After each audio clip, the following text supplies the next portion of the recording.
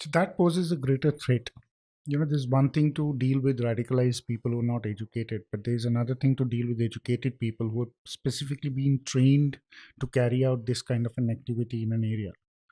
Uh, which takes me back. How do you see, Nagaland shaping up, or how do you see the challenges in Tripura right now, or for that matter, in Assam as well? Look, at this point, I look at everything from the point of view of what's happening in Myanmar and Bangladesh. Because when we look at the Northeast and we look at Nagaland, we look at Manipur, we look at Tripura, we look at Assam, our threats are really not from the inside. In terms of we were on a really great trajectory Mhm. where development had taken precedence. And I say this because I've seen the region over a period of 20 plus years where I've been traveling. And I remember there was a point where no young person wanted to stay back. They were all living in Chennai, they were living in Delhi, Bangalore. There was nothing to do there. There was conflict, there were curfews, there used to be road tax collection, proper stamped illegal tax collection across. I still remember, and it's a story I like to tell, that there used to be so much of tax collection, illegal tax collection by groups, that there was actually an organization that came up, which was which was created by a bunch of young professionals in Nagaland, which was to not fight illegal tax collection, but to appeal to them, saying, let's not collect multiple taxes because it's too expensive for us. Can we just combine it like a Oh, GST, wow. and collect one tax? So they So, came up with that idea. yeah, but it had become so psychologically institutionalized in a way Hmm. that they were okay with that. They were okay with paying Certain tax on this. illegal tax. So I've seen times like that. When I used to travel, there were no hotels to stay in. There was the roads were terrible, terrible. One had to travel by public transportation to go to some of the remote areas, and you would be cramped because there'd be far and few buses, and the buses were terrible.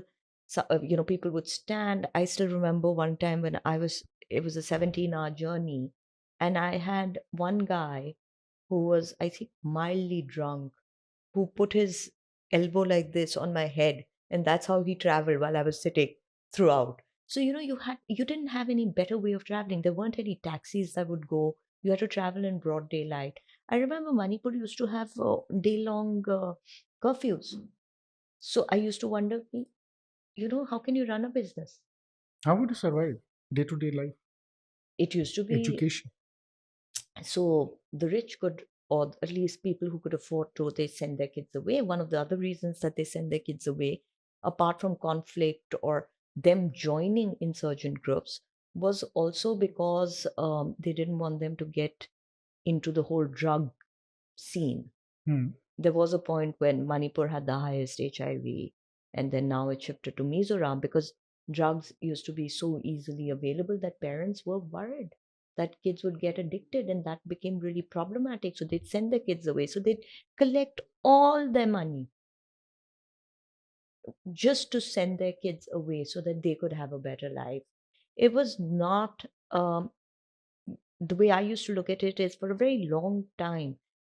It was not, it almost didn't feel like, well, it wasn't the same growing up as I did when I was in Delhi. You have a certain sense of security. We had places to go to, people to meet. You couldn't do any of We that remember there. because same was in Kashmir in 90s when I Same was was growing up. in That Kashmir. was very And there difficult. was complete political apathy.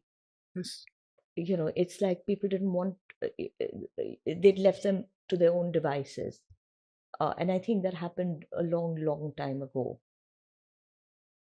Jawaharlal Nehru also said his famous goodbyes. So it happened a long, long time ago. I would even say that it happened pre independence in a certain way, where the British said that let's just put an ILP, leave them to their own devices, Let them carry on with their let own them lives. carry on because we can't tame them. No, The even it took us a lot of time to actually, address this problem. I think our last 10 years is something where there's been a lot of focus on Northeast. huge amount of focus, and I think that changed lives. So I think what happened is that somebody as popular as the prime minister, who clearly enjoys a certain amount of confidence of the people also, making the Northeast a central point of his dialogue every given opportunity, gave attention to the region. Once it gave attention to the region, there was a certain bridging of the psychological gap that had happened pre independence, post independence. And once that psychological gap started being bridged, see, the geographical gap is one thing, Yeah. but the psychological gap is a huge thing. You have to have trust to Mm. start building upon That that. is the main thing, basically. Correct. Then the geographical gap also started being built on, wherein development took precedence. We've never built roads as fast as we have built ever in the history of India, as we are building right now in the That is true. Northeast, Same in itself. Kashmir. Same in Kashmir. Infrastructure in the sense of not just roads, but railway lines, uh, making the effort to bring underground groups overboard. The kind of Raja, the kind of post when post sort of uh, insurgency programs that they brought in. For example, when insurgents come overboard, they don't know what to do. Yeah. They've been in the jungles, they've been militants. You have to have a robust way to keep them Involved in a society, involved it's in a very difficult. society, or at least get them to adjust in a society. So, for example, interest free loans were given to them. Loans were given for them to start businesses. There was a lot of good work done by a lot of big organizations, like even Art of Living, to give them some amount of uh, some amount of calm after what they had been through. So there was spiritual intervention that was encouraged. And there were many such programs that the government actively implemented, but also made an effort to sign certain ceasefire agreements that earlier on was, nobody just cared about it. They didn't even make an effort. So I think all of that created a sense of security, and the development aspect. People started having more trust as peace came in. People started investing, and businesses came up. People started running hotels. I think the usage of social media also helped, because people showcase their own culture, which is interesting to people. But nobody was going to go if there wasn't any Yeah. security. It's like, unfortunately, what we see in Pahalgam, what's happened, tourism had started going back, and now you see that people have a trust deficit. They don't want to go. Obviously.